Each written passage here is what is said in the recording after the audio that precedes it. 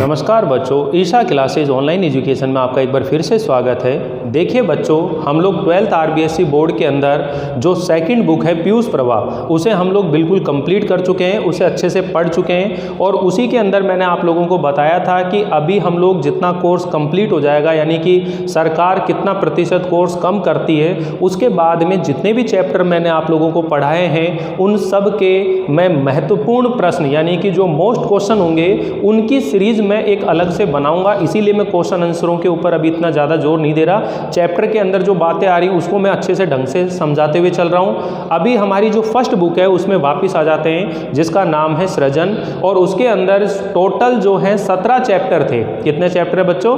17 chapter हैं। और उन 17 चैप्टर्स के अंदर से हम लोगों ने जो 9 चैप्टर हैं, मेरा नया बचपन, इस कविता तक हम लोगों ने कंप्लीट पढ़ लिया है, अच्छे से सीख लिया है। उनकी व्याख्या करने का पैटर्न, कवि का परिचय सीखा है। आज से हम लोग जो गद्य पार्ट है उसको भी शुरू कर रहे हैं, और गद्य के अंदर जो बाकी के बचे हुए चैप्टर हैं उनको हम लोग पढ़ते हुए चलेंगे। इसके अंदर 10वां जो चैप्टर है हमारा, जिसका नाम है भय, ये आचार्य रामचंद्र शुक्ल जी के द्वारा लिखा हुआ एक निबंध है। क्या है ये?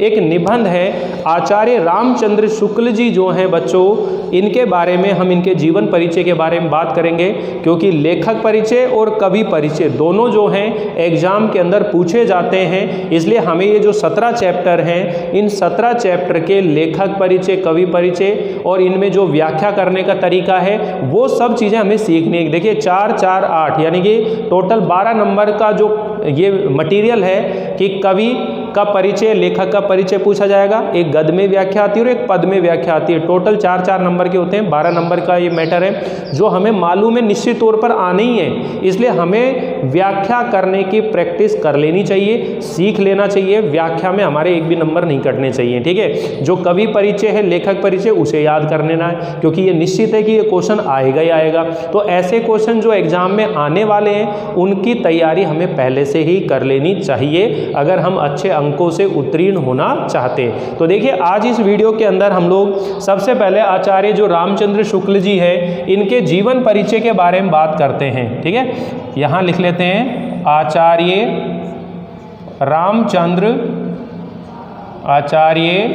रामचंद्र शुक्ल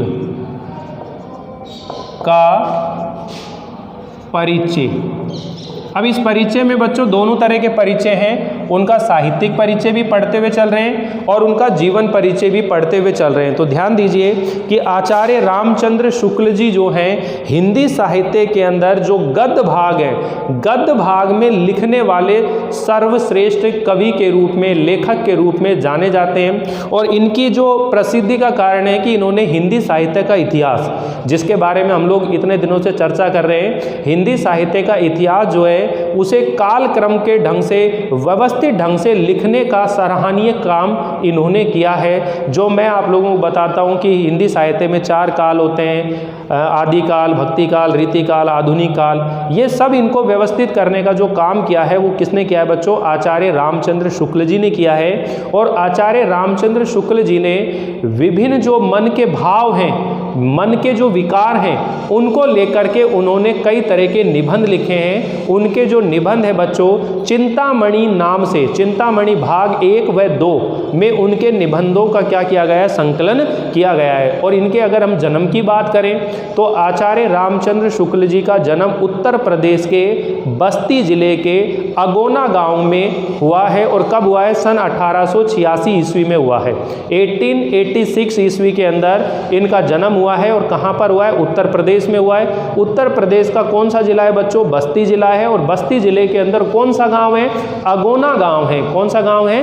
अगोना गांव है। और कब हुआ है बच्चों? 1886 ईस्वी के अंदर उनका जन्म हुआ है। तो देखिए यहाँ मैं इन चीज़ों को नोट कर देता हूँ कि आचार्य रामचंद्र शुक्ल जी का जन्म की बात कर रहे हैं। जन्म हुआ है सन 1886 ईस्वी के अंदर हुआ है। और कहाँ पर हुआ है ये उत्तर प्रदेश के अंदर हुआ है। और उत्तर प्रदेश के अंदर जो जिले का नाम है बच्चों वो बस्ती जिला है। बस्ती जिले के और अगोना गांव में, बस्ती जिले के अगोना गांव में इनका जन्म हुआ है। ये चीज़ आप ध्यान रख लेंगे। जन्म की बात होगी 1886 उत्तर प्रदेश के बस्ती जिले के अगोना गांव में इनका क्या हुआ है, जन्म हुआ है। फिर हम ध्यान देंगे कि इन्होंने हिंदी का सर्वोत्कृष्ट गद्यकार माना जाता है, यानी कि जो आचार्य रामचंद्र शुक्ल जी हैं इन्हें हिंदी साहित्य का एक श्रेष्ठ गद्यकार माना जाता है। इन्हें हिंदी साहित्य का श्रेष्ठ गद्यकार माना जाता है।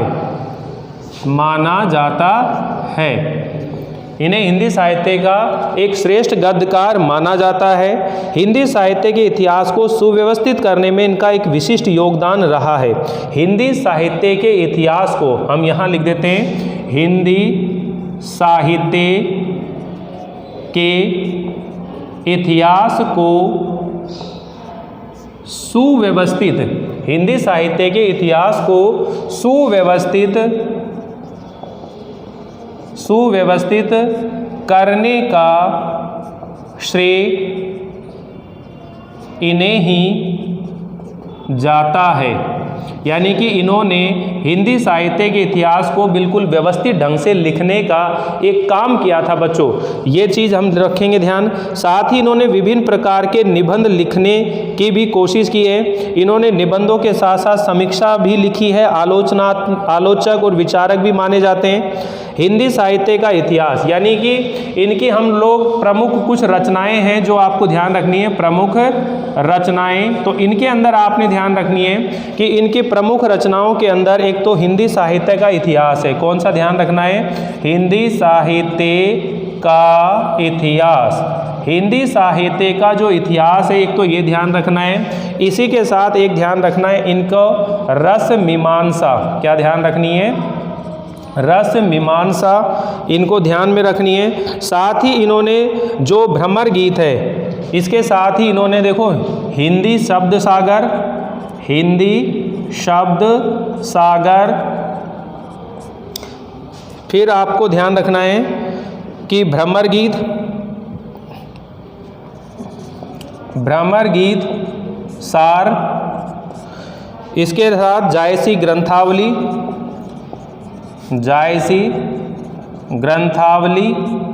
और जायसी ग्रंथावली के बाद है तुलसी साहित्य। ये इनकी रचनाएं हैं जो आपके माइंड में चलनी चाहिए बच्चों, यानी कि 1 नंबर, 2 नंबर, 3 नंबर, 4, 5 और 6। और इनके जितने भी निबंध हैं उन निबंधों का संग्रह, यानी कि निबंधों की बात करें तो निबंधों का संग्रह जो है वो किस नाम से है, वो चिंतामणि के नाम से है। किस नाम से है, चिंतामणि भाग 1 व 2।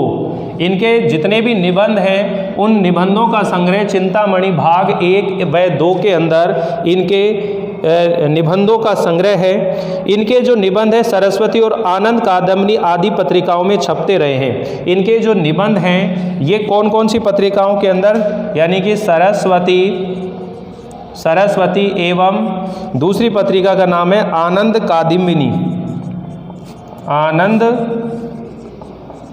कादम्बिनी पत्रिकाओं में इनके निबंध छपते रहे हैं। तो आप ये कह सकते हैं इनके निबंधों का जो संग्रह है वो चिंतामणि भाग 1 एवं 2 में है, लेकिन जो सरस्वती और आनंद कादम्बिनी नामक की जो पत्रिका हैं इन पत्रिकाओं के अंदर इनके निबंधों का संग्रह, यानी कि इनके निबंधों का प्रकाशन होता रहा है, छपता रहा है।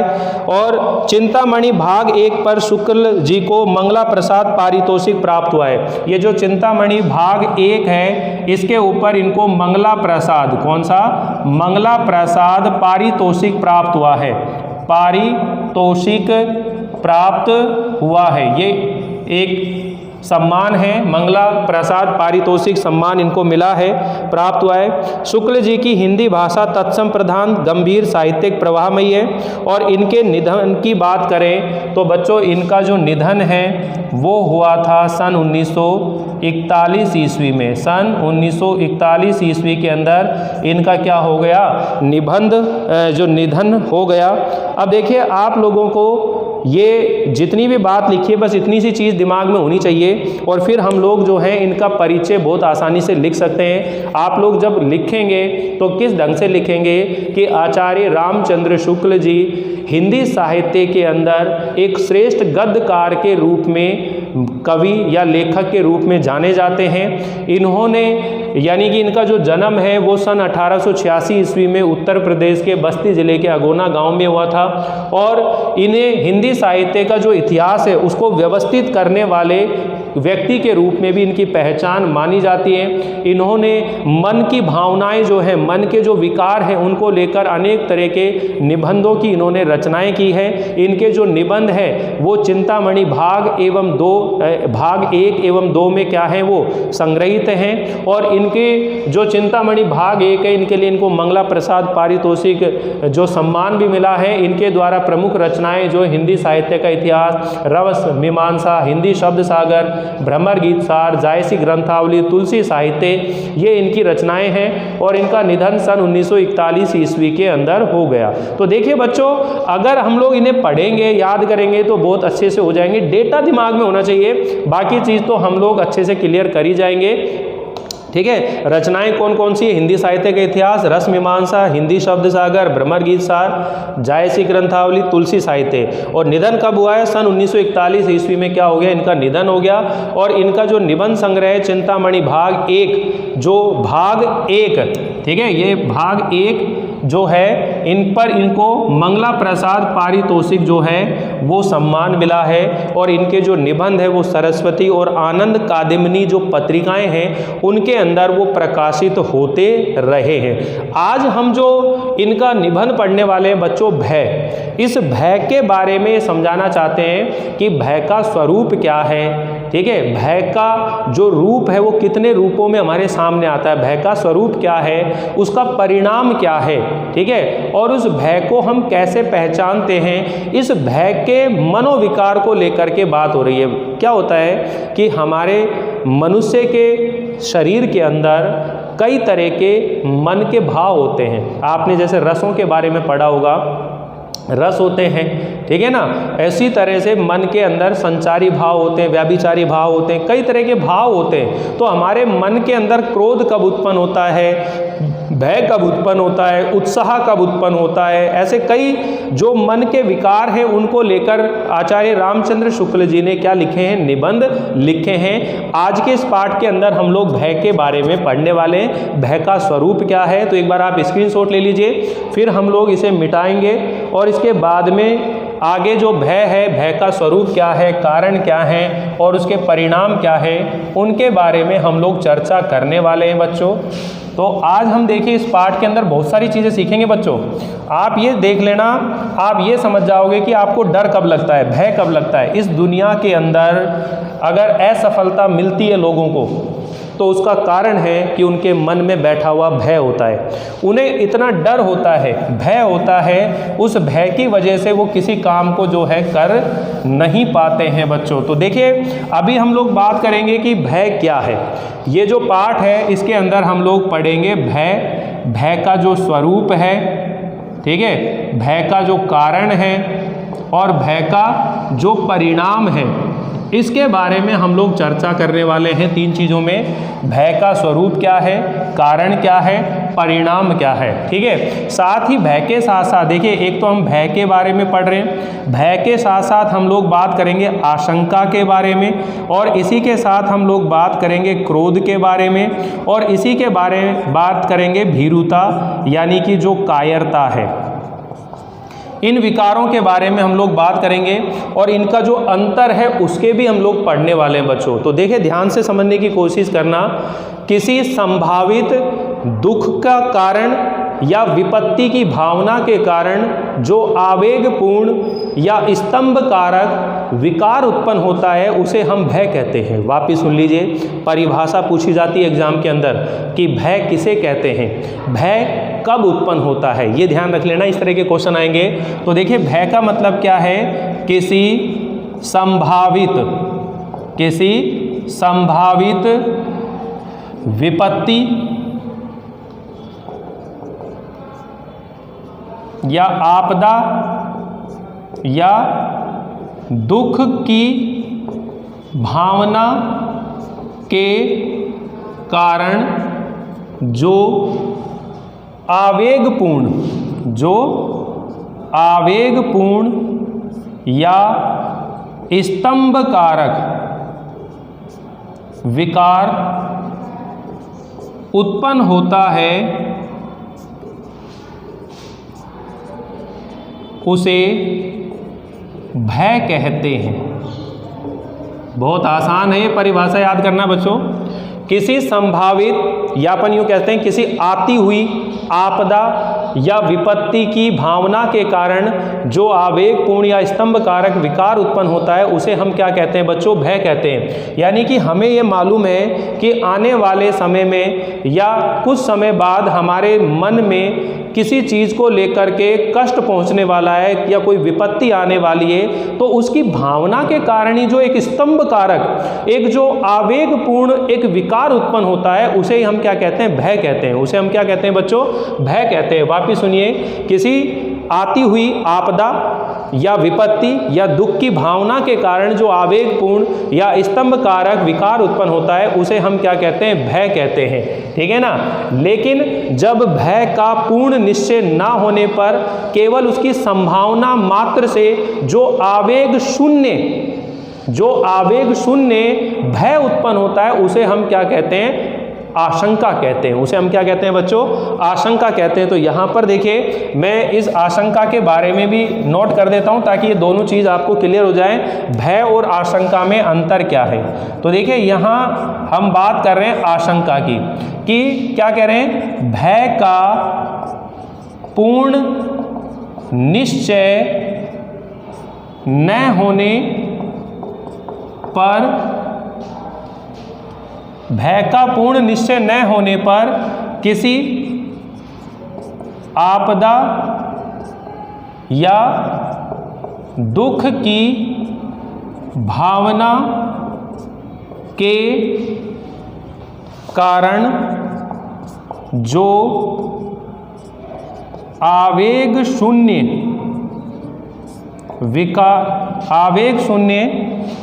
भय उत्पन्न होता है, आवेग शून्य भय उत्पन्न होता है उसे आशंका कहते हैं।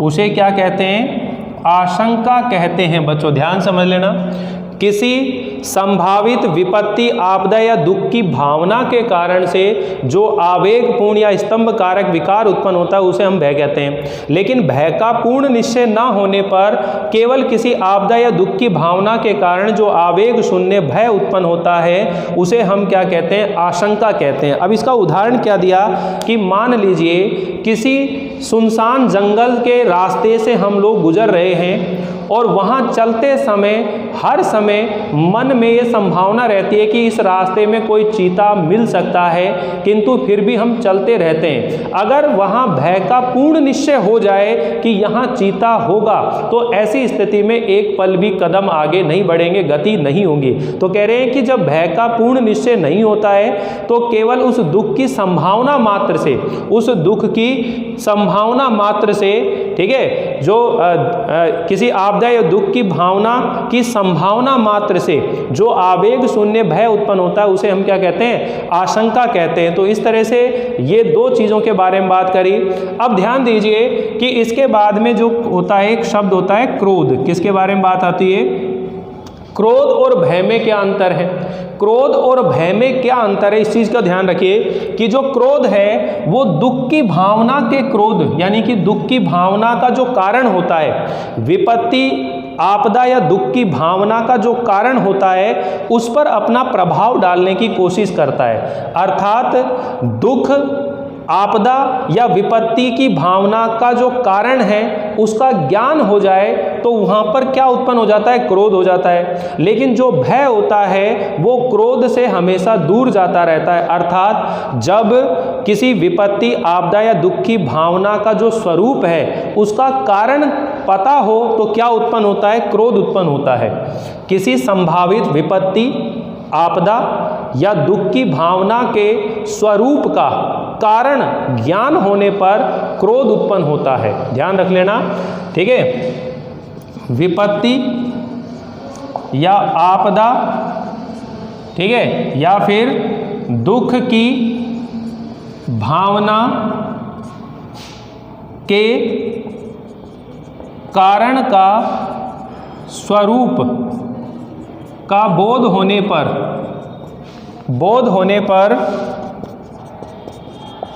क्रोध उत्पन्न होता है। क्या होता है? क्रोध उत्पन्न होता है। और जो दुख है या जो आपदा है या विपत्ति है उसका जो कारण है उसका स्वरूप का अगर बोध नहीं है, दुख की भावना का जो कारण है स्वरूप का बोध नहीं होता है, तो ऐसी स्थिति में क्या उत्पन्न होता है? भय होता है। तो अब इन दोनों चीज़ों को, क्रोध और भय के अंदर अंतर क्या है बच्चों? आप समझ में हो गए हो कि मान लीजिए जो दुख मिल रहा है या जो विपत्ति आने वाली है उसका स्वरूप क्या है, अगर इस चीज़ का ज्ञान हो जाता है तो क्या उत्पन्न होता है? क्रोध उत्पन्न होता है। लेकिन दुख या आपदा के स्वरूप का ज्ञान नहीं होता है तो क्या उत्पन्न होता है? भय होता है। जैसे मान लीजिए कोई ज्योतिषी है, वो किसी व्यक्ति से ये कहे कि तुम्हारे ग्रह नक्षत्र खराब हैं और तुम्हारे फला फला दिन क्या है, हाथ पैर टूट जाएंगे, तो उसे क्या उत्पन्न होगा? भय उत्पन्न होगा कि क्योंकि वो कैसा दुख है वो उससे जानकारी नहीं है, अनभिज्ञ है, अनजान, ठीक है ना। लेकिन मान लीजिए वही पुरोहित, वही पंडित एक किसी हट्टे कट्टे इंसान से ये कहे कि फलां व्यक्ति आएगा तेरा हाथ पैर तोड़ जाएगा, तो वो तुरंत त्योरियां बदल लेता है और कहता है आने दे, देख लूंगा मैं कौन है। यानी कि जो दुख का या आपत्ति का या विपत्ति का जो स्वरूप है उसका अगर ज्ञान होता है तो क्रोध उत्पन्न होता है, और अगर उसका स्वरूप का ज्ञान नहीं है तो फिर क्या उत्पन्न होता है? भय उत्पन्न होता है। इसमें ये जो ज्योतिषी वाला जो उदाहरण दिया जा रहा है बच्चों, इसे आपको अपने माइंड में रखना है, ठीक है। तो यहाँ पर हम लोगों ने बात करी है भय की, आशंका की, क्रोध की, और एक है भीरुता। किसकी बात होगी? भीरुता। यानी भीरुता क्या कहते हैं कि जब भय मनुष्य में स्वभावगत हो जाता है, यानी जब मनुष्य के अंदर, जब मनुष्य में भय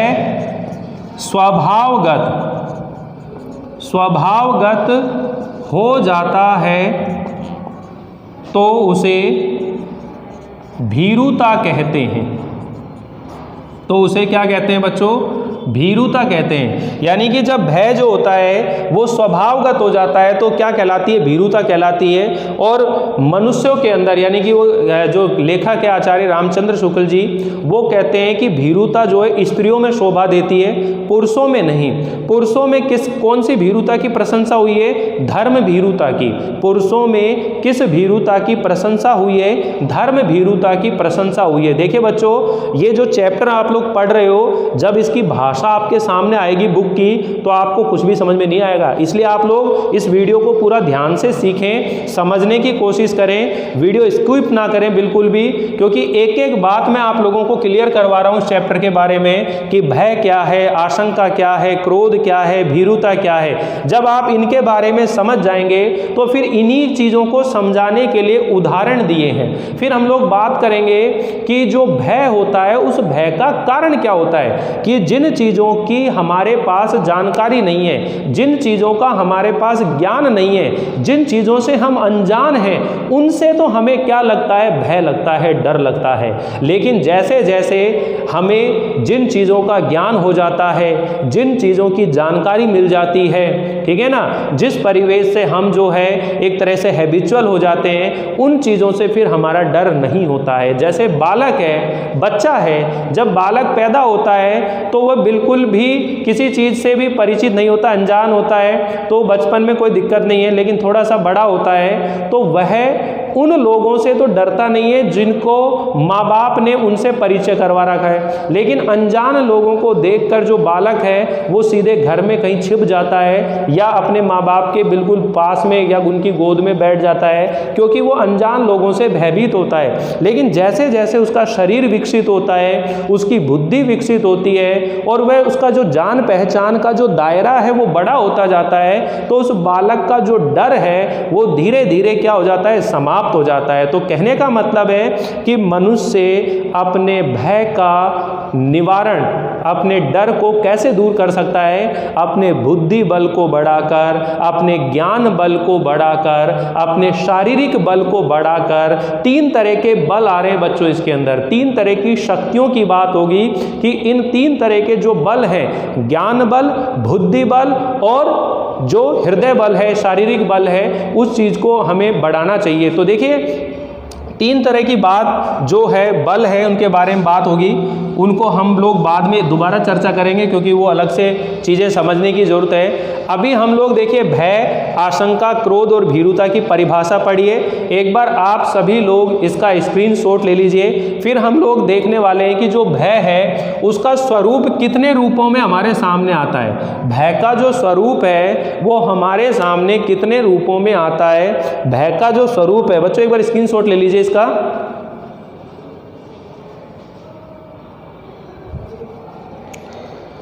भय का जो स्वरूप है बच्चों वो हमारे सामने 2 रूपों में आता है। यहां पर इनको मिटा देता हूं मैं। भय का जो स्वरूप है हमारे सामने 2 रूपों में आता है, साध्य और असाध्य। कौन से रूपों में आता है? भय का स्वरूप साध्य और असाध्य 2 रूपों में हमारे सामने आता है। अब ये साध्य और असाध्य क्या होते हैं, इनका अंतर भी आप समझिए। ठीक है, यहां लिख देता हूं, भय का स्वरूप, भय का स्वरूप 2 रूपों में हमारे सामने आता है। भय का स्वरूप 2 रूपों में हमारे सामने आता है। कितने रूपों में? एक तो होता है साध्य। क्या होता है? साध्य। और एक जो होता है बच्चों वह होता है असाध्य। अब ये साध्य और असाध्य क्या होते हैं, इनका अंतर भी आप लोग जान जाइए कि जिस भय का निवारण किसी उपाय से संभव हो, जिस दुख या भय का निवारण किसी उपाय से संभव हो, तो वो भय का कौन सा रूप कहलाएगा? साध्य रूप। यानी कि जिस विषय का निवारण संभव हो, आप ये ध्यान रखिए कि जिस विषय का निवारण संभव हो, जिस विषय का निवारण संभव हो वह भय का साध्य रूप होता है। क्या होता है? वह साध्य रूप होता है। ध्यान दे लेना, ये क्वेश्चन बहुत मोस्ट है। और जिस विषय का निवारण, जिस विषय का निवारण असंभव हो, असंभव हो, जिस विषय का निवारण असंभव हो वह भय का असाध्य रूप होता है। अब ध्यान दे लीजिए, ये आ गया, इसमें एक उदाहरण दिया जाएगा। क्या उदाहरण दिया जाएगा? उदाहरण और समझ लीजिए। ठीक है, ध्यान देखिए, आपसे पूछा जाएगा कि भय का स्वरूप कितने रूपों में हमारे सामने आता है। तो भय का स्वरूप 2 रूपों में हमारे सामने आता है। एक भय का साध्य रूप होता है और एक भय का असाध्य रूप होता है। अब इन दोनों में अंतर क्या है कि जिस विषय का निवारण किसी प्रयत्न से संभव हो, जिस विषय का निवारण किसी प्रयत्न से संभव हो वह भय का साध्य रूप होता है, और जिस विषय का निवारण किसी प्रयत्न से संभव ना हो, मतलब असंभव हो, तो वो भय का असाध्य रूप होता है। जैसे 2 मित्र हैं, वो पहाड़ी यानी कि जंगल के अंदर पहाड़ी पर नदी के किनारे बैठे हुए एक तरह से, ठीक है। वहाँ अचानक से एक शेर की दहाड़ सुनाई देती है। अब शेर की दहाड़ सुनाई देती है तो उनमें एक मित्र जो है भाग करके पेड़ पर चढ़ने में क्या हो जाता है? सफल हो जाता है। तो जिसने उस दुख या भय के कारण निवारण किया और वह सफल हो गया तो वो भय का साध्य रूप। लेकिन जो दूसरा मित्र था वह प्रयत्न करने पर भी पेड़ पर चढ़ने में सफल नहीं हुआ। क्यों? क्योंकि वह पंगु था, अपंग था। क्या था वो? अपंग था। तो जिसने प्रयत्न करने के बाद भी उस भय का निवारण संभव नहीं कर पाया तो वो क्या कहलाया? भय का असाध्य रूप कहलाया। लेकिन लेखक कहता है कि कई बार इस भय के साध्य असाध्य स्वरूप पर व्यक्ति की जो परिस्थितियां होती हैं, व्यक्ति की जो शारीरिक क्षमता होती है, उसके ऊपर भी बहुत कुछ निर्भर होता है। तो बच्चों अभी देखिए समय थोड़ा सा कम है, इसलिए मैं आप लोगों को इस चैप्टर में आज ज़्यादा नहीं पढ़ाऊंगा, इतना ही बात करेंगे। भी बहुत सारी इंटरेस्टिंग चीज़ें इसमें जुड़ी हुई है, बहुत ज़्यादा जीवन की शिक्षा मिलने वाली है। अगर आप लोगों ने अपने मन का भय निकाल दिया तो जीवन के अंदर दुनिया की कोई ताकत नहीं है जो आपको कामयाब होने से रोक सकती है।